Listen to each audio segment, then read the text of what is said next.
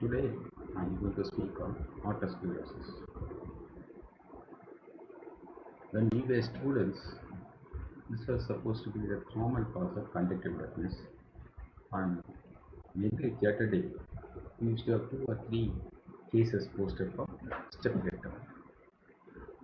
A lot of things has happened since then. A lot of studies have been performed. Our knowledge has been enriched by the tireless work of many audiologists down the line. Let us start the topic with a small introduction on definition. Here, initially, we used to define autosclerosis as a hereditary disease, localized disease affecting the bone derived from aortic capsule. Let me repeat. Initially, we used to define autosclerosis as a hereditary disease, localized disease involving the bone derived from the aortic capsule.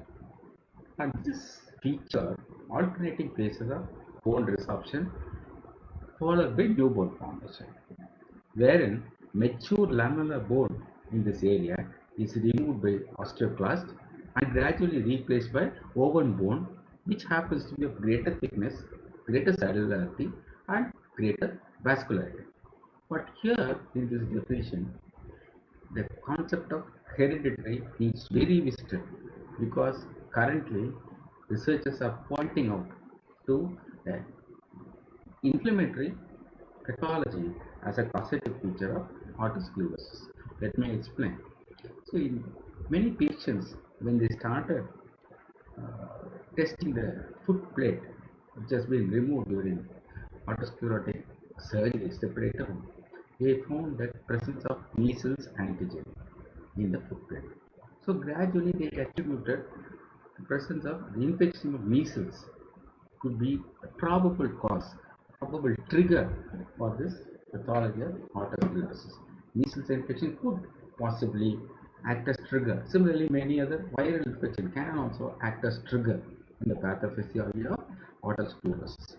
So that is the reason why after the universal immunization program, the decreasing incidence of measles has in fact caused a decrease in the incidence of autosclerosis. So we need to visit the various terminologies we use to explain or call this disease. The first is the clinical autosclerosis. Next comes the term cochlear autosclerosis. Third is the histological autosclerosis. Now let us see each of these terms in detail. Now, clinical autosclerosis is actually a clinical diagnosis. Supposedly, this lesion should affect the stapes or could affect the round window membrane. And the patient usually comes to the doctor with conductive hearing loss, with a complaint of conductive hearing loss. Rarely, mixed hearing loss also can be presented. If patient comes with a mixed hearing loss, you will have to safely assume these lesions are affecting the cochlear endosteum in addition to the foot plate of stapes. I repeat again, this is a purely a clinical diagnosis. Even before we investigate the patient, this is actually a clinical diagnosis. Clinical autosclerosis indicates a clinical diagnosis. Here, these lesions are known to affect the stapes. They could affect the round window membrane, causing the patient to seek attention due to conductive hearing loss. But in patients, if they present with mixed hearing loss, you should safely assume that these lesions have started to affect cochlear endosteum as well, in addition to the stapes. These patients classically have bilateral hard of hearing. These patients have bilateral hearing loss. Maybe one ear could be worse than the other, and the clinical diagnosis usually made based on the history and clinical examination. Here, the diagnosis of clinical autosclerosis is usually made based on the history elicited from the patient and clinical examination of the patient. Next terminology is cochlear autosclerosis. This condition refers to lesions involving the cochlear endosteum without involvement of the foot plate of stapes. I repeat again, in cochlear autosclerosis, the cochlear endosteum alone is involved by the disease process without involvement of the foot plate of stapes. These patients have pure sensory neural hearing loss. These patients, I repeat, have pure sensory neural hearing loss without any conductive element. This condition is considered pretty rare, and prevalence of this condition is actually pretty difficult to judge because these lesions are not easily diagnosed because they present conflicting symptoms. The symptoms presented by them are rather conflicting, and the disease load, presence of load of cochlear atherosclerosis in the society is very difficult to judge.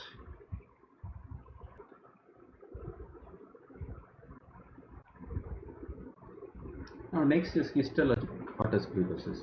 Here these lesions manifest as histopathological changes affecting the foot plate or cochlear endosteum.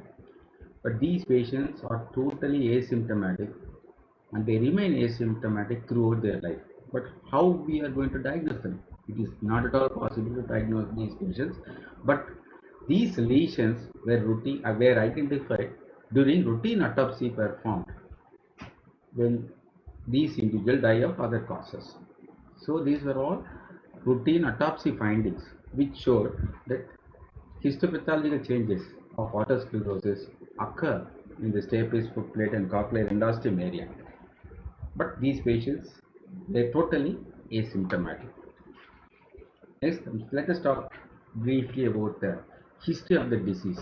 It was in 1704 when Antonio Maria Valsalva first described stapes fixation could cause hearing loss. He was the first person to identify the stapes fixation as a cause for hearing loss.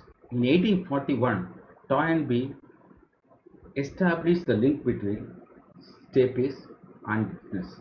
In 1873, Schwartz described a reddish coloring in the cochlear promontory, and that too in patients with active atherosclerosis. And he named the sign as Schwartz sign or Flamingo sign because these redness resembled the red feet of the flamingo. Sieberman was the first person to use the term autospongiosis. He used this to indicate inactive, to differentiate active hyperemic stage of atherosclerosis from inactive atherosclerosis. So he wanted to have a separate term to indicate active atherosclerosis. So he used the term osteospongiosis. Later it became as autospongiosis. Then Adam Pollster described the histological findings of stapes fixation. Then Prosper Minier, he reported a case of a patient who had temporary improvement in hearing when he tapped the stapes with a small gold rod. In fact, he was the first person to perform mobilization procedure of foot plate of stapes. Now, history of stapes surgery can be grossly divided into four eras. Surgery that took place in pre-antibiotic era, surgeries that took place in fenestration era, surgeries that took place in mobilization era, and not the least is the modern staplectomy, which is currently being practiced now. Now, stapes surgery in the pre-antibiotic era was supposed to be the boldest innovation. So, mid-ear surgery was usually risky procedure, and surgeons dreaded to open the middle ear cavity because of the risk of infection. It was Jonas Kessel who first described stapes surgery in 1876. He undertook this surgery with a mistaken notion that hearing loss was due to increase in the pressure of inner ear fluids. So he wanted to release the pressure of inner ear fluids. So he removed the stapes to relieve the pressure. So what happened was when he created a window by removing the stapes, hearing improved somewhat in these patients. Now let us go to the fenestration era. In this era, fenestration era, Lempert was supposed to be the unsung hero of this era. In 1897, Kassav, he proposed the idea of fenestrating the promontory, making a small hole in the promontory or creation of the third window in the promontory through which the inner ear pressure can be transmitted because the foot plate is not moving. So the pressure differential between the round window and the fenestra was sufficient to move the cochlear fluids to cause activation of the hair cells of the cochlea. Then Jenkins actually went on to describe the fenestration of the lateral semicircular canal. Holmgren was actually the pioneer in operating microscope and design of operating microscope. He made this fenestra into a three-stage procedure. He created a fistula in the lateral canal. He staged this procedure to prevent infection of the medullary cavity. In fact, he used a temporal asphyxia to seal this fistula. Sordil then converted the stage procedure into a single stage procedure. So Holmgren pioneered a three-stage procedure wherein he elevated the abdominal flap, left it for some time, and then made a fenestra, allowed it to heal, and then closed the temporomandibular flap. But this three-stage procedure was converted into a single-stage one by Sordil, and later Lempert took on from there and performed a large amount of fenestration surgeries, and he popularized this surgery during this era. Now let us come to the mobilization era. Here Samuel Rosen, he was the first to describe stapes mobilization. But mind you, Meunier had described it many years back. So he modified this Lempert fenestration procedure by checking the mobility of the foot plate. So before performing a fenestration, Samuel Rosen made it a point to check for the mobility of this foot plate of stapes. He did not want to create a fenestra when the foot plate was normally mobile.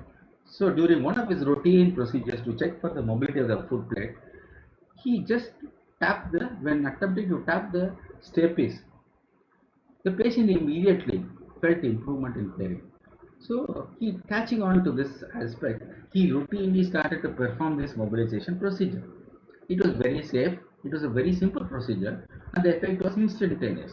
But only drawback was these patients returned back with a high incidence of refixation. In fact, within 6 months, the stapes ankylosis took over. Let us come to the era of modern stapedectomy. So this era literally belonged to John Shea.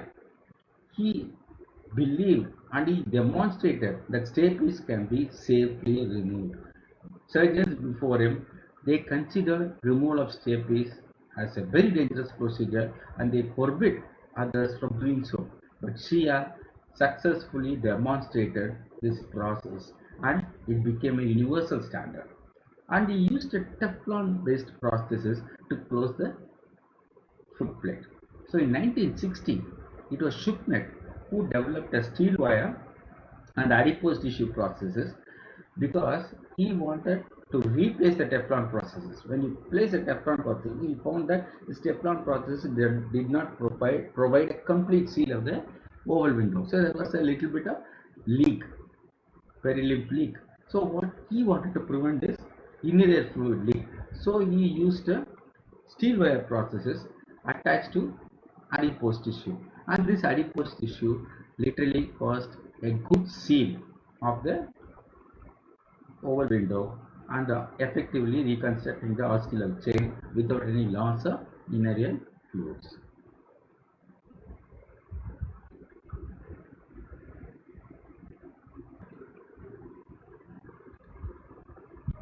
Before dwelling into the pathophysiology of autosclerosis, we should understand four important facts.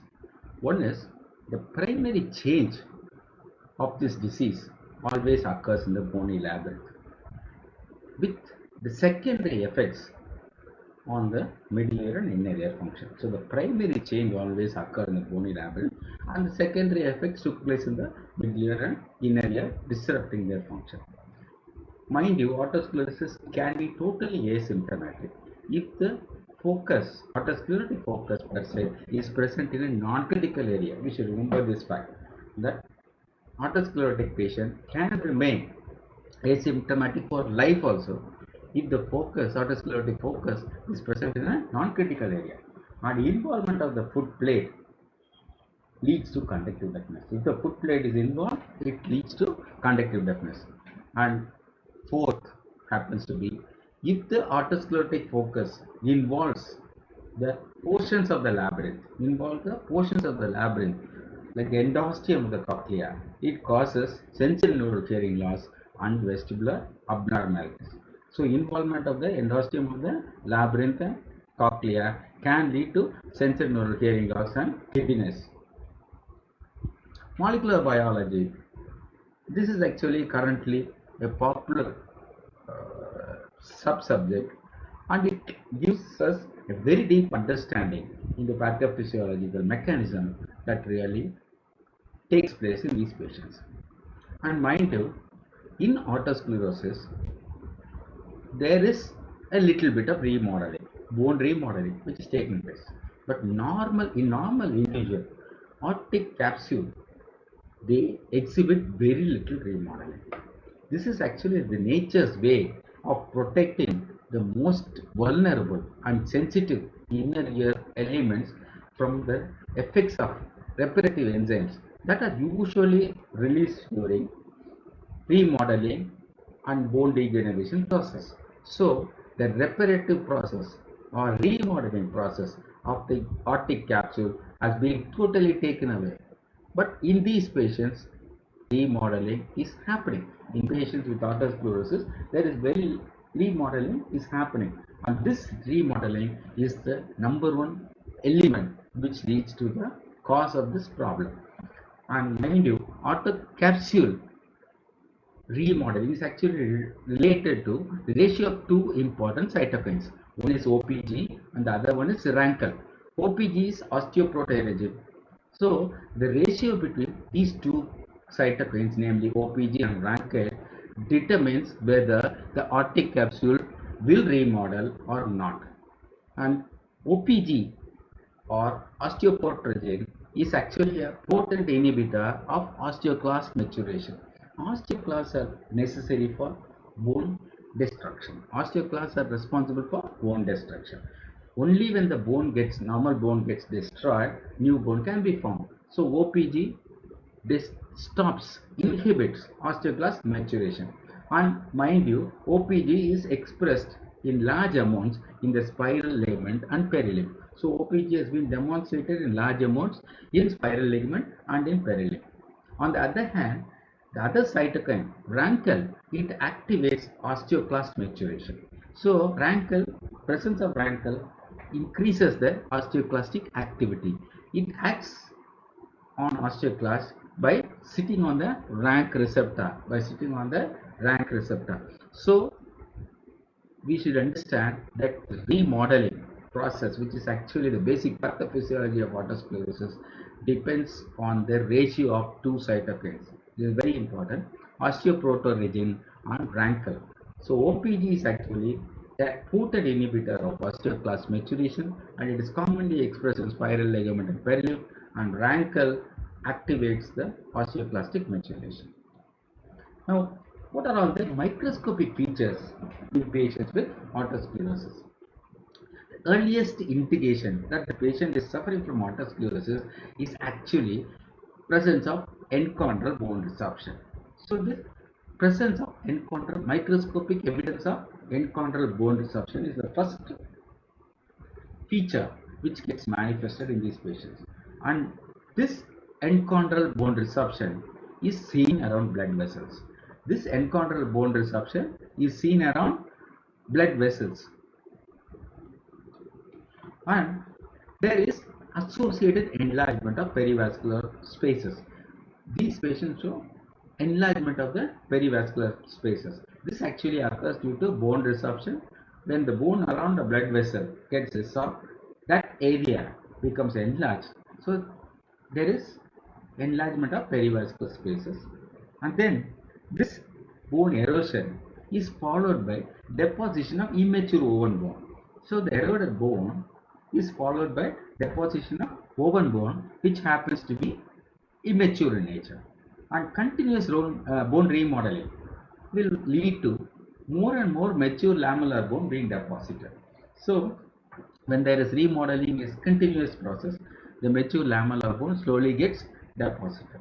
Active autosclerotic foci are characterized by increase in the vascularity and the increase in bone turnover. So two important facets of acute autosclerotic foci are increased vascularity and increased turnover of bone. So inactive foci or sclerotic foci, naturally consists of dense mineralized bone. So inactive foci usually forms at the terminal stage of the remodeling, where the remodeling process has completed and the immature bone is totally replaced by mature lamellar bone, and the entire area is dense and mineralized. And the connective tissue stroma of the arteriosclerotic foci usually consists of fibroblasts and osteocytes. And mind you, the most unique feature is there is total absence of inflammatory cells, acute inflammatory cells. So microscopy has clearly revealed that the connective tissue stroma of the arteriosclerotic foci, it consists of fibroblasts and osteocytes, and there is total absence of acute inflammatory cells. Now, let us classify the various types of autosclerosis. One is the histological autosclerosis, where the presence of foci is there, but it is totally asymptomatic. This you cannot diagnose these patients, but it is possible only when you happen to study the routine study of foot plate taken from routine autopsy of patients. If they will demonstrate histological evidence of autosclerosis. This may be very common, but they are truly asymptomatic. Next comes stapedial autosclerosis. This is actually the classic form of autosclerosis where the foot plate is totally fixed, the mobility of the foot plate is lost, and these patients land up to the doctor with conjunctivitis. Then comes cochlear autosclerosis. Here, the foci involves the endostem of the cochlea. Here, in cochlear autosclerosis, the autosclerotic foci involves the endostem of the cochlea, causing sensorineural hearing loss. Next comes the combined autosclerosis. Here, in these patients, there is involvement of the foot plate plus the involvement of endostem of the cochlea. This leads to mixed deafness. These patients have mixed deafness. They have a conductive component due to involvement of the foot plate plus the sensory neural component due to involvement of the endostem of the cochlea. Next comes the osteospongiosis. This is actually the active phase of autosclerosis, which we have already seen in the previous slide. It has been classified and coined by Siebenmann. So these patients, they manifest the Fleming's sign or the positive Schwartz sign. So positive Schwartz sign or the Fleming's sign is seen in patients with autospongiosis.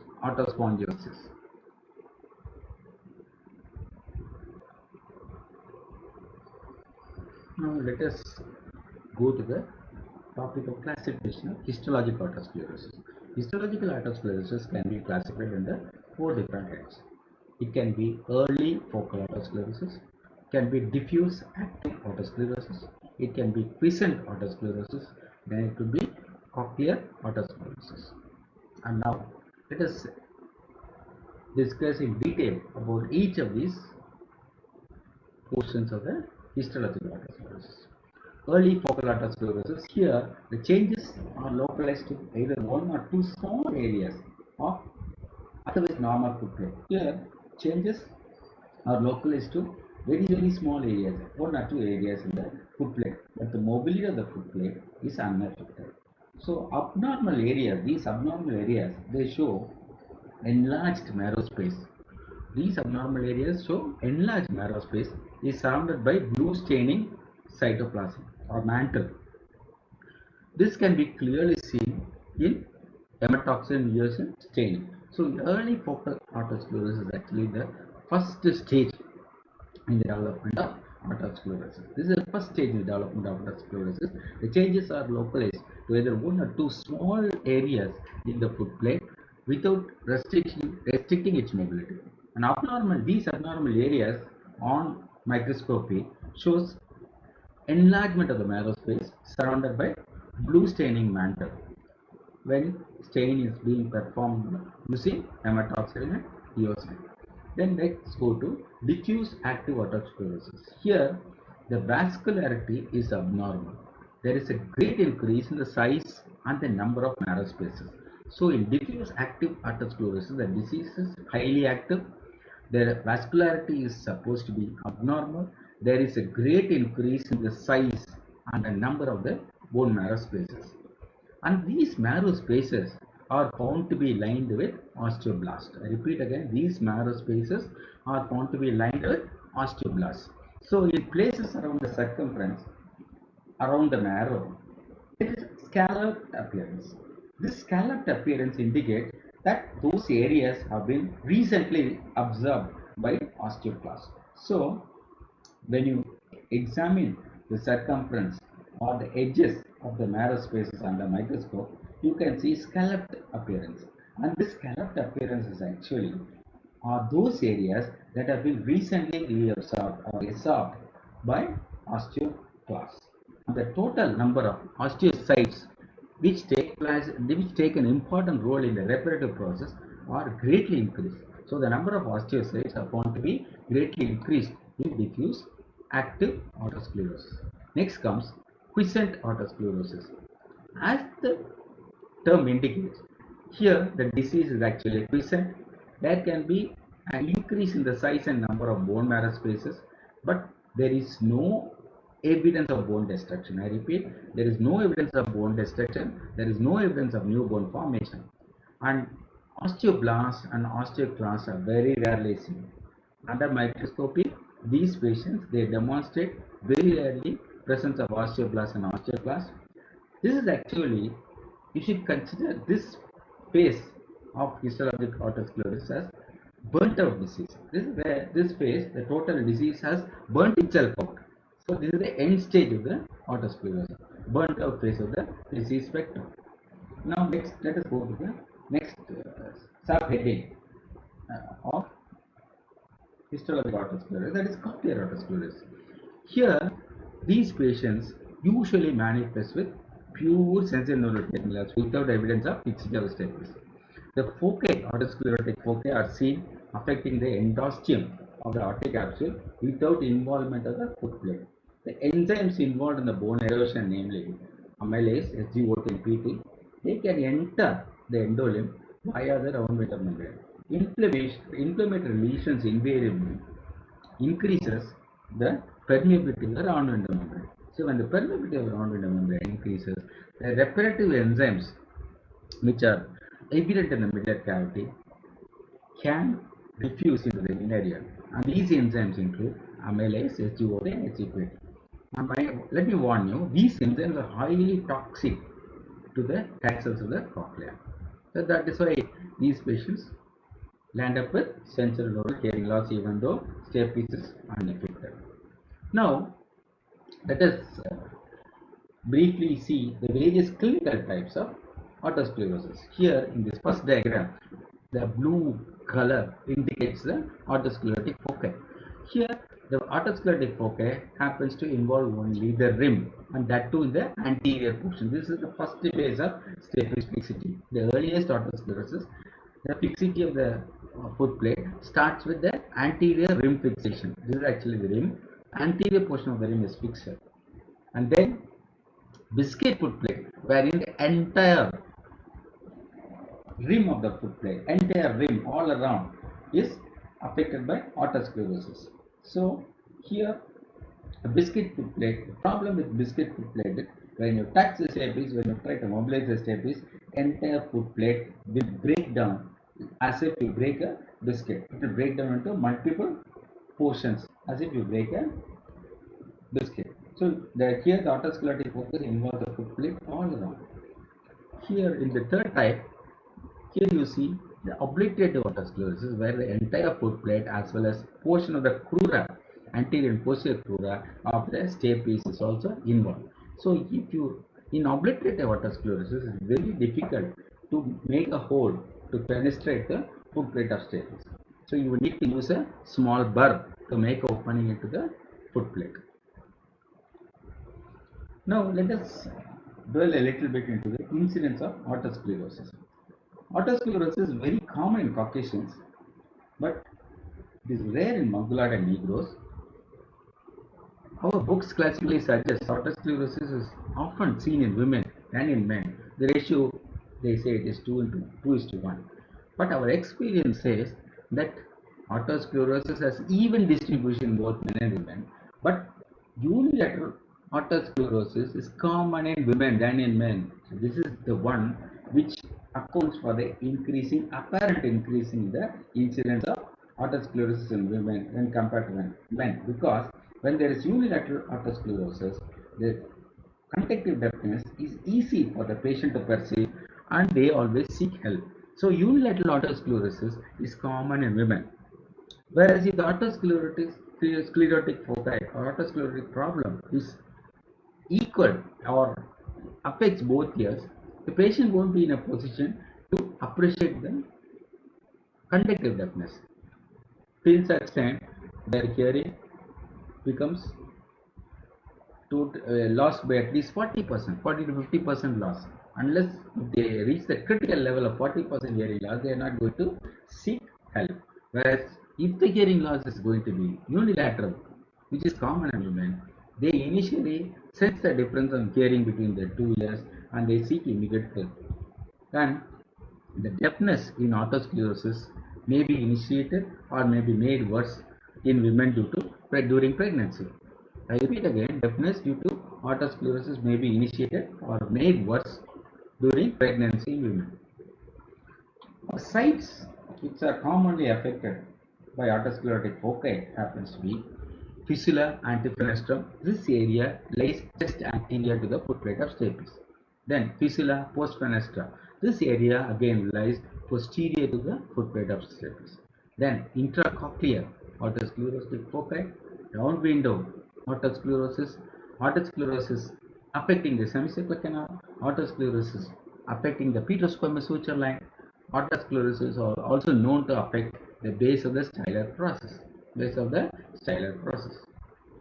Now, let us start discussing the etiological factors of autosclerosis. Certain amount of genetic predisposition has been identified.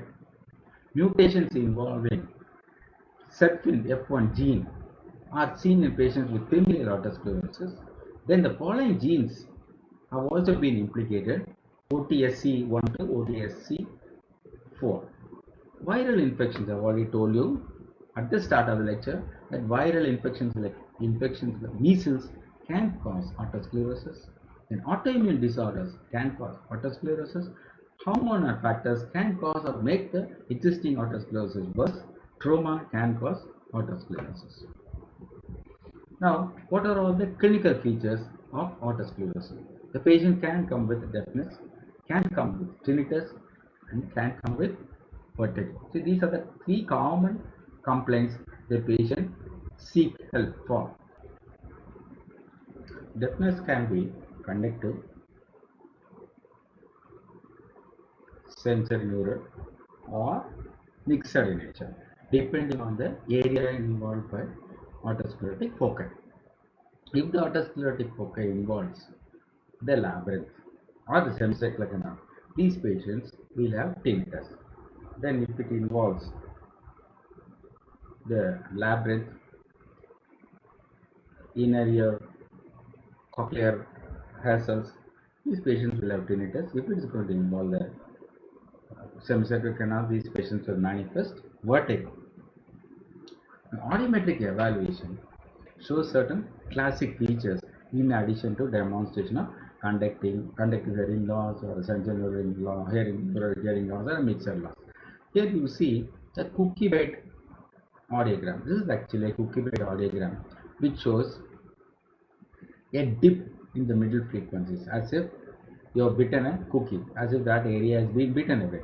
This cookie bite audiogram is evident in bone conduction audiometry. It involves the middle frequencies, ideally the speech frequencies. So these patients manifest with this cookie bite audiogram. And then presence of Carhart notch in the audiogram. Carhart notch again is seen in the bone conduction audiogram of patients with autosclerosis. There is actually a dip centered around 2000 Hz.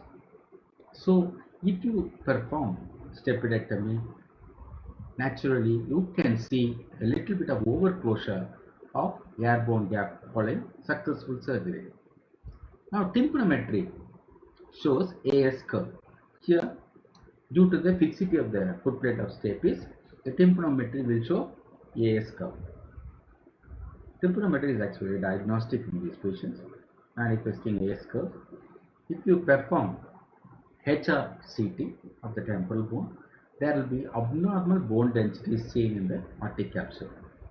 So, if the HRCT is taken on a patient with active atherosclerosis, the atherosclerotic area can be seen as hypodense or loosened areas, which is indicated by green arrow here. So, when HRCT is taken on patients who are suffering from active atherosclerosis, these lesions are clearly seen as hypodense or loosened areas. Stapes foot plate can be easily seen to be thickened. There will be narrowing of the oval and round window niches. Classically, a double ring is seen around the cochlea. Classically, these patients show double ring around the cochlea. This is known as double ring sign, which is seen in these patients. Then how are you going to manage these patients? So medically, fluorides, sodium fluoride has been tried out with varying degrees of success. So indications of medical management of these patients include patients who are surgically confirmed to be suffering from atherosclerosis, who show progressive sensory neural hearing loss. But this hearing loss should be disproportionate to that of the age. Normally, as you age, sensory neural hearing loss can occur.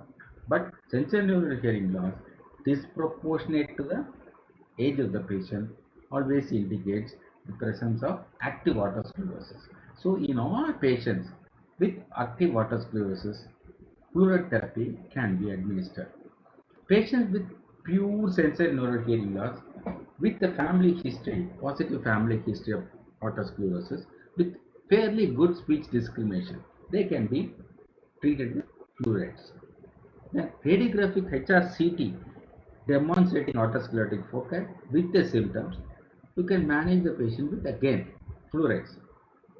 Presence of positive short sign indicating the presence of active atherosclerosis is an indication, absolute indication rather, for starting the patient on sodium fluoride. So post-operatively, if you want to lessen the progression of the atherosclerotic rate, you can support the patient's recovery by prescribing sodium fluoride. Actually, the dose of sodium fluoride is prescribed in 50 milligram doses per day for a period of 2 years. But in a patient with positive short sign, you need to increase the dose by about 75 milligram a day. So, initial starting dose is ideally around 50 milligram of sodium fluoride. It should be continued for at least a minimum period of 2 years. Patients with positive short sign can have a dose increased even up to 75 milligrams per day. So there are certain contraindications for this fluoride therapy. So patients with chronic nephritis, patients with nitrogen retention, again, cannot be subjected to medical therapy.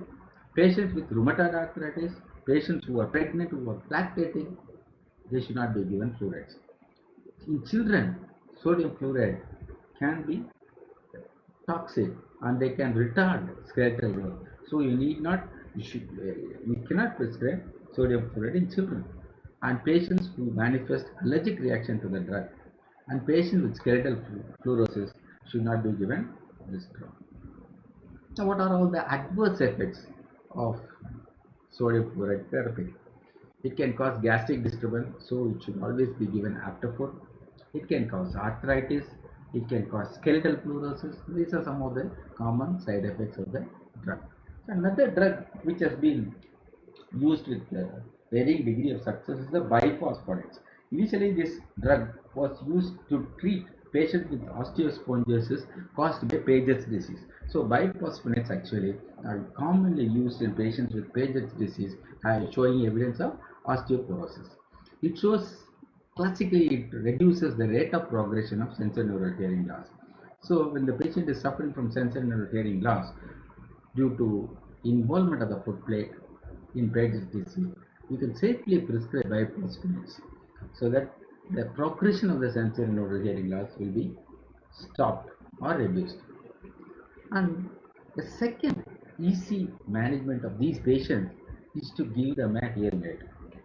So here the advantage of hearing aid is the currently available hearing aids are really good. They are highly miniaturized and they give a really good hearing. and they have uh, noise cancellation, and they preferentially amplify spoken voice. So these are the basic advantages of hearing aid, and these hearing aids are very useful in patients who are not fit for surgery. And if the patient is having a profound sensory neural hearing loss, it is always better to go in for a cochlear implant.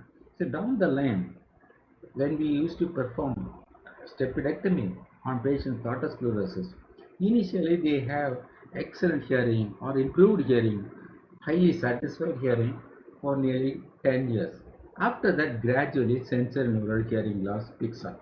So at a given time, say maybe 10 years or 15 years down the line, they have progressive sensory neural hearing loss due to exposure of the inner ear to the piston. So these patients ultimately they'll end up with profound sensory neural hearing loss 15 to 16 years. So this is very common. Ultimately, all patients, I am not wrong when I say all the patients who undergo stapedectomy, one day or other, say down the line, 15 years, they are going to have sensory neural hearing loss. So it is always better to, nowadays surgeons have started avoiding stapedectomy for the simple reason is the results, the same results can be produced when you prescribe hearing aid. And that too, in conductive hearing loss, the speech discrimination is really good. And mind you, these patients, they are able to hear well in noisy environments. So this is known as presbyacusis velici. So what happens is these patients, even though when inside the house they may have hard of hearing, but when they go out in a public area, their hearing is really good. Known as paracusis velici. Why this hearing is really good when they go to a public area? The ambient noise provokes the speaker to increase his voice, to increase the amplitude of his voice over and above the level of the ambient noise. So this helps the patient with otosclerosis to hear better. So patients with otosclerosis with conductive deafness hear well in noisy environment. So cochlear implant is indicated only in patients with profound sensory neural hearing loss, but all the other patients can do or will do well with the hearing aids. Now, indications of stapedectomy. The first indication is conductive deafness due to stapes fixity. The airborne gap should be at least 40 decibel because the cost benefit ratio should always favor the patient and not the surgeon. So you need to operate on the patient only when the airborne gap is at least a minimum of 40 decibel and the patient will feel the improvement in hearing after surgery. And then presence of Carhart notch in the audiogram. Again, another indication for stapedectomy.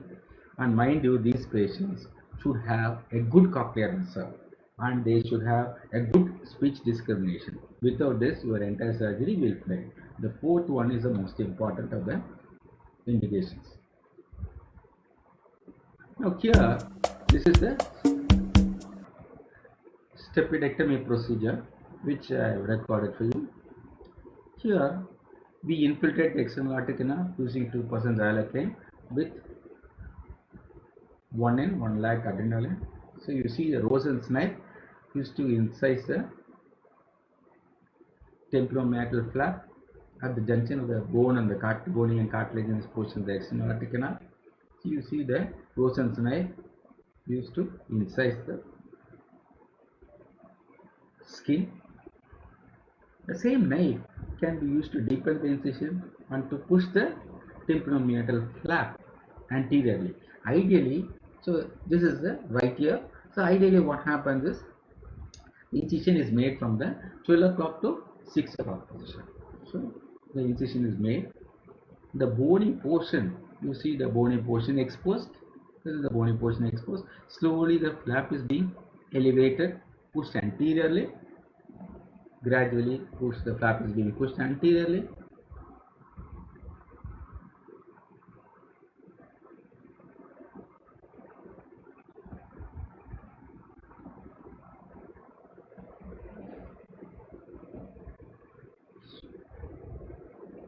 At the level of the annulus, you need to enter into the midline cavity by incising the midline mucosa. So you keep pushing till you reach the annulus.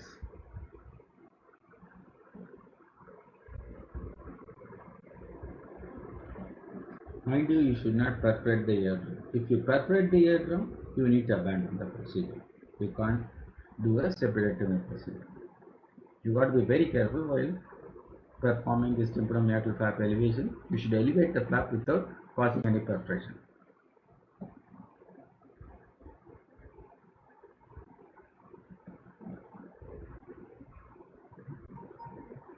Now you see the mid-layer mucosa being incised so that you will be able to enter into the mid-layer cavity, because mid-layer mucosa forms the innermost layer of the eardrum.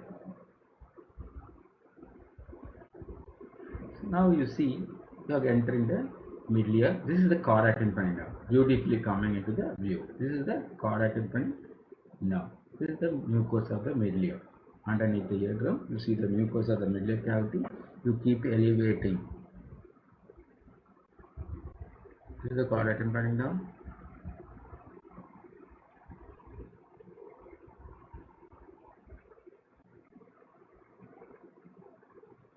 This is the posterior canalicus of the chorda tympani. This is the anterior canalicus of the chorda tympani. Now, the round window slowly coming into view. This is in fact the round window. This is the round window.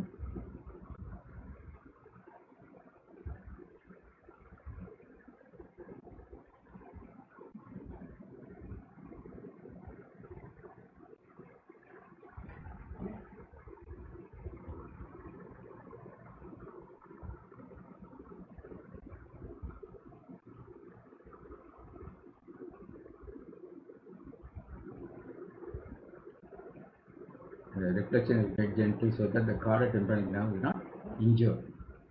If you injure the chorda tympani now, patient will land up with loss of taste sensation in the anterior two-thirds of the tongue. So gently the chorda tympani now is lifted away from the field of operation by freeing up the mucosal attachments. You need to be very gentle.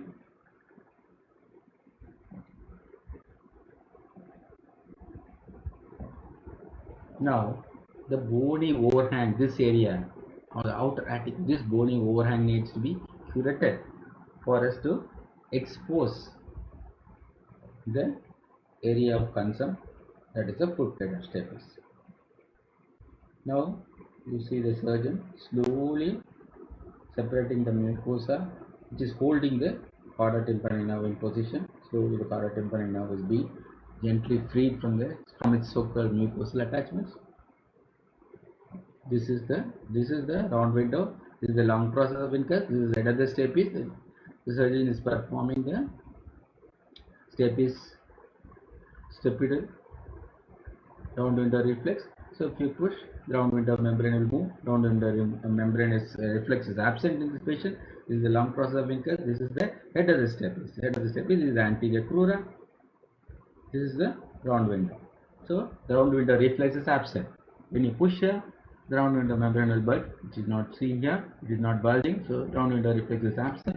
This is the stapedial tendon. This is the stapedial tendon. So that is the chorda tympani.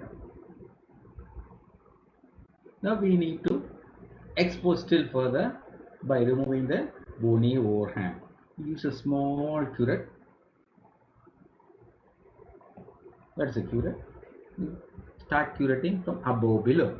From above below, gently curate the bony overhang in order to improve the visibility and also give us the space to work with.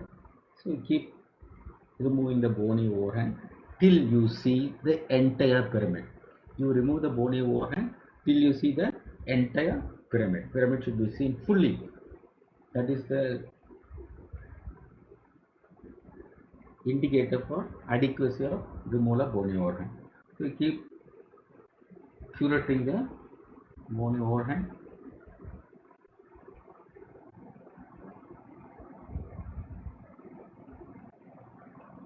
This is done purely to improve the visibility, nothing else. And also to make the job of insertion of the piston that much easier. Normally some of the surgeons, when they find the chorda tympani nerve to be a hindrance to this process. They may even section the nerve, but normally it is not advisable because the patient is going to have loss of taste. But even if the loss of taste is going to be there, the patient will recover the sensation due to alternate pathway of taste which is available, but it takes nearly 6 months for the patient to recover. Till such time the patient will have loss of sensation which is not advisable. So we always take that extra care to preserve the choroid bone. You see the entire curative process is gently being done. More and more bone is being curated out.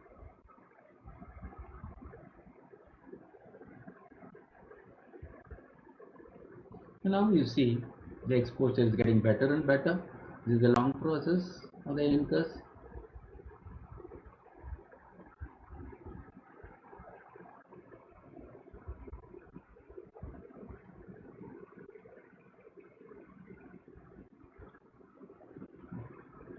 Sorry, I had put the reset button.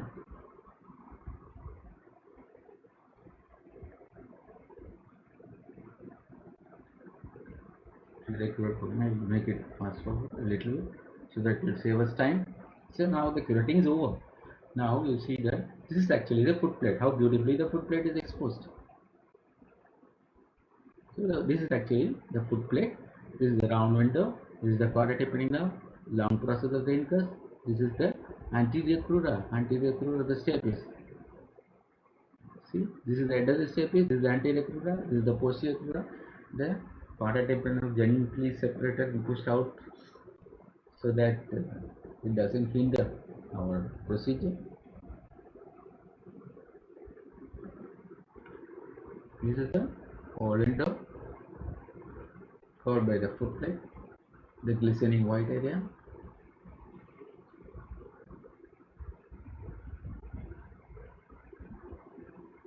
This is actually the pyramid, so I will show you in the file. So this is actually a small burr is used to create a small opening in the round window. Round window, you see the round window being fenestrated. You see the small handbar. See the fenest. This is actually the stapedial tendon. This white thing is a stapedial tendon thing attached to the head of the stapes. This is the pyramid. This is actually the pyramid. This is the anterior crura, posterior crura. So you see the hand burr is being used to fenestrate the foot plate. You gently rotate it. Now you see the foot plate beautifully fenestrated. You are able to see the fenestra. A small hole is being made. Now you see the piston being introduced. This is being done before disarticulation of stapes. This process helps to keep the ossicular chain in little bit firm, little bit steady, so that insertion of piston is easy. So we have not disarticulated the stapes. So now you see the piston is locked in position. Still the ossicular chain has not been disarticulated. After putting the piston, now the entire process of removing the superstructure of stapes will happen, because if the chain is intact, it is easy for you to put the piston. If the ossicular chain is moving, you won't be able to put the piston. So now this is one way, one trick you can use to insert the piston first before actually disarticulating the stapes. Disarticulating the stapes. Now let us see how we are going to disarticulate the stapes. So in order to improve accessibility, still little more of the bony overhang is curated. And now you see beautifully the piston in place. The piston is literally hung from the long process of the incus. It is hung from the long process of the incus. This is the piston.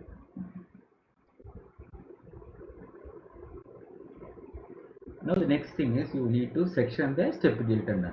So you're using a micro scissor to cut the stapedial tendon. Now the stapedial tendon has been cut. You see the cut end of the stapedial tendon. So this is actually the head of the stapes. Now you need to use an angled pick to disarticulate the head of the step is from the long process of the incus. So you see the surgeon sectioning the annular small ligament which is holding the head of the stapes to that of the long process of the incus. The same thing is cut, and then stapes is disarticulated. Now stapes has been totally disarticulated, totally disengaged from the long process of incus.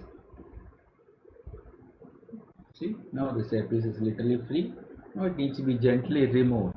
It needs to be gently removed without disturbing the inserted piston.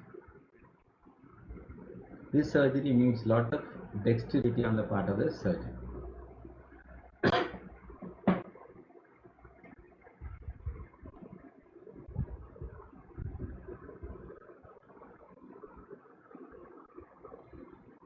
The surgeon is attempting to measure the length of the long process, distance between the long process of the incus to the foot plate. This is just to demonstrate that you have an instrument which you can use to measure actually the distance between the long process of incus and foot plate, so that you can trim the length of the piston to suit the requirement. Here the same instrument can be used to push the stapes out. The same measuring rod can be used to push the stapes down. Now the stapes is totally disarticulated, it is down. Now the micro cup forceps or micro alligator forceps can be used to pick out the disengaged foot plate, stapes suprastructure. Sorry. Now the stapes suprastructure is out. So now the surgery is almost over. Now you need to ascertain whether everything is hunky-dory and the tympanomeatal flap should be repositioned. Before repositioning, you should ensure that you grip the piston so that it won't get dislodged from the long process of incus. So you use a crimping tool. It's actually a crimper, which use the crimper to gently crimple the Teflon piston over the long process of the incus.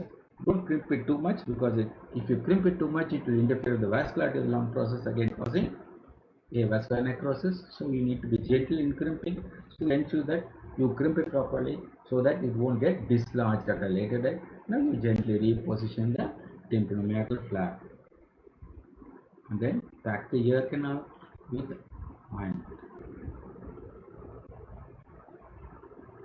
Now I'm going to show you a high resolution image of the entire surgical process for a better understanding. So you see bony overhang being curated. Bony overhang being curated.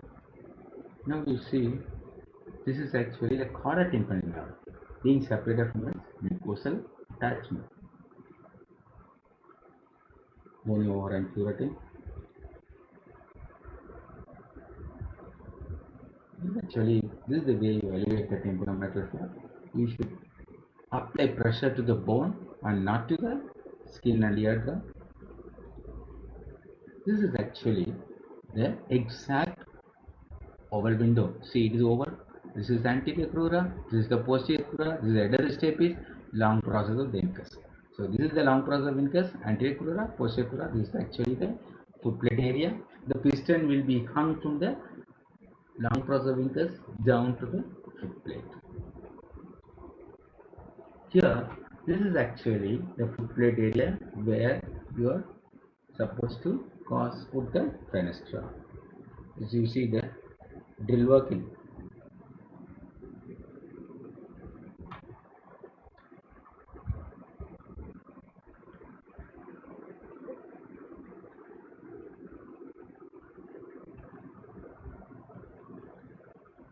Now you see, this is how you introduce the piston. This is actually the fenestra. You see the piston crimped to the long process of incus sitting on the fenestra made in the foot plate. This picture will show exactly. You see the piston, small fenestra, it is occluding the fenestra. These high resolution pictures have been provided Now let us go to the contraindications of this entire surgical process. Poor general conditions of the patient. If it happens to be the only hearing air, you don't mess with it. You got to be doubly careful that you don't cause, because the problem with the staphylococcus is if things are going to go wrong, it is going to go terribly wrong, and these patients will land up with dead ear. And then don't touch a patient with poor cochlear reserve. The cochlear reserve is poor, and the patient is having poor speech discrimination score. Don't subject a patient to surgery. Don't subject a patient to surgery who is having active otosclerosis. If the patient is having active otosclerosis, by putting a fenestra, you'll be ensuring that the reparative enzymes permeate to the inner ear rather easily. So you are not supposed to do surgery on a patient who's having tinnitus and vertigo.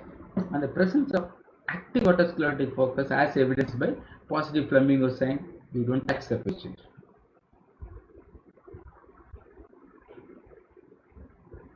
Thank you very much for your patient listening.